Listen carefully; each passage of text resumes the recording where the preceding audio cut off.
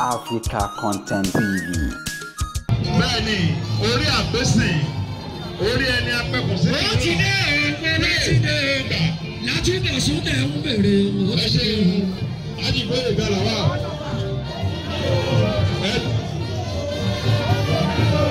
Gómìnà Ọ̀yọ́ tẹ̀ ń bèrè. Ó ti dé. Ẹ ṣe òṣèré náà kò ní débi ọ̀pọ̀lá tó ń ẹ jẹ́ kó ṣe wá lọ. lọ́nà ṣèyí ọmọ bá kì í débi ọ̀pọ̀lá tó ń bọ̀ sí. Ẹ jẹ́ kó ṣe wá lọ. Lọ́nà ṣèyí ọmọ bá kì í débi. Lọ́nà ṣèyí ọmọ bá kì í débi. Lọ́nà ṣèyí bá kì í débi. Ẹ ṣeun. Adúgbò lọ́wọ́ Fújì Nairobi. Gbogbo Ìbàdàn. Iṣẹ́ ni Alhaji Rasheed Ayinde ni wọ́n ń ṣe látàárọ̀.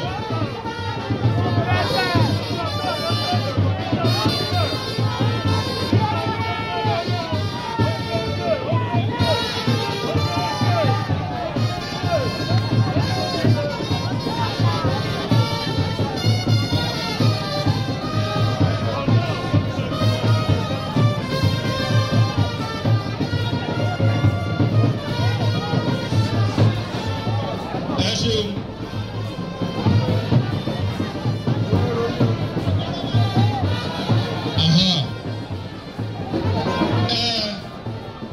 Gómìnà olóríire, gómìnà aláṣeyọrí, gómìnà tó ṣe wípé ojúmọ́ kan àrà kan ni.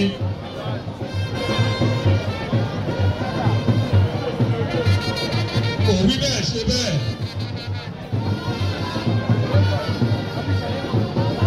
Lára àwọn bàbá tí wọ́n tó ti wà ń bí, mo rí bàbá olóyè Báyọ̀ Oyèrò.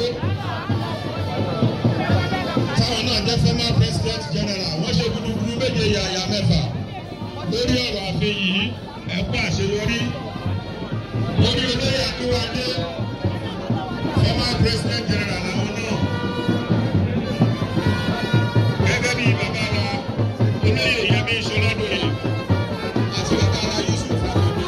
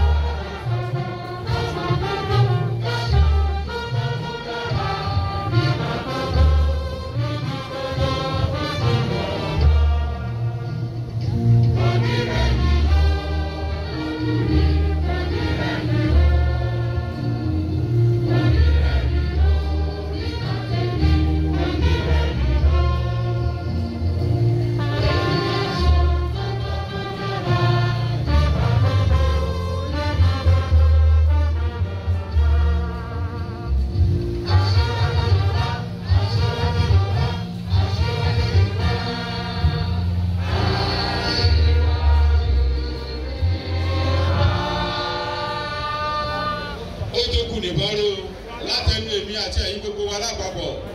Ìbàdàn ìlú orí òkè.